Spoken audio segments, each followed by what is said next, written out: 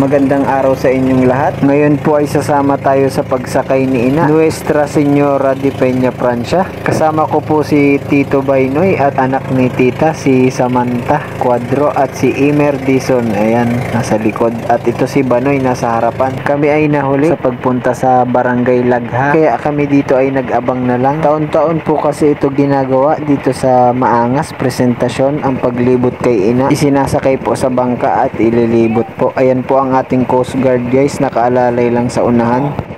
Marikas pala niya na. So dito medyo nakakasabay na tayo sa kanila guys. Yan. Yung iba dito guys galing pa sa iba't ibang barangay ng presentasyon. At kahit nga po ay medyo masama dito ang panahon, tuloy pa rin ang ating paglalayag. Let's go! Sige, lugod!